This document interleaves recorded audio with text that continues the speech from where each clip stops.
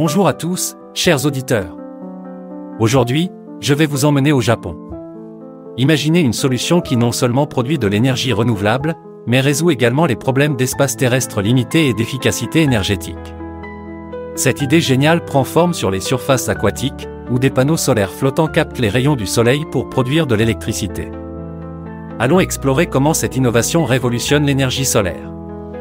Tout commence au Japon, un pays à la fois dépendant des importations énergétiques et limité en terres disponibles pour les infrastructures. En 2014, l'entreprise Kyocera a inauguré la première centrale solaire flottante à grande échelle sur le réservoir de Nishihira. Cette initiative ambitieuse visait à tirer parti des nombreuses réserves d'eau inutilisées du pays. Mais pourquoi choisir l'eau comme emplacement pour les panneaux solaires? Il s'avère que les surfaces aquatiques présentent des avantages uniques.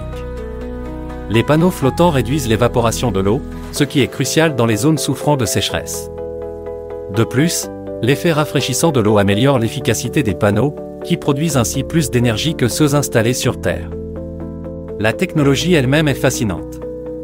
Les panneaux sont montés sur des structures flottantes faites de matériaux recyclables et résistants aux intempéries. Ces structures sont ancrées au fond du plan d'eau pour assurer leur stabilité, même en cas de vent violent ou de tempête. Une fois connectés au réseau électrique, ces systèmes fournissent une énergie propre et fiable aux communautés locales. Les avantages vont au-delà de la production d'énergie. En évitant l'évaporation excessive, ces installations protègent aussi les ressources en eau, ce qui est particulièrement important dans des régions où l'eau est rare.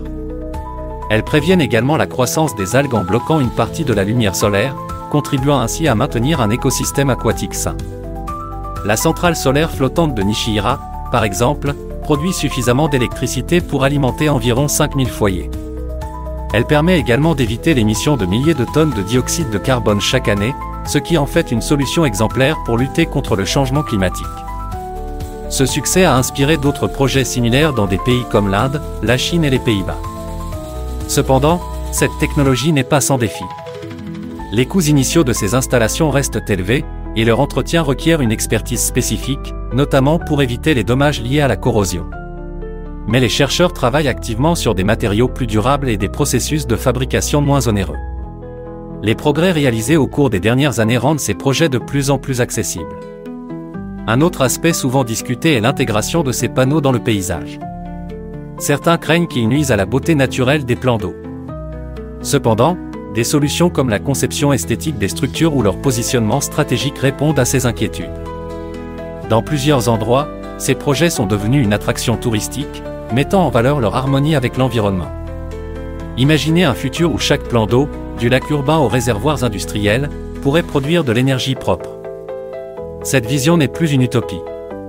Avec des initiatives telles que celle de Nishihira, le monde progresse vers une utilisation plus efficace de ces ressources. Et si demain, nos réservoirs, lacs et même océans étaient tapissés de panneaux solaires? Cette vision d'un monde alimenté par une énergie propre et infinie semble de plus en plus réaliste. Mercredi, nous partirons à la découverte d'une invention qui transforme les routes en source d'énergie. Merci de m'avoir écouté et à très bientôt pour un nouveau souffle de génie.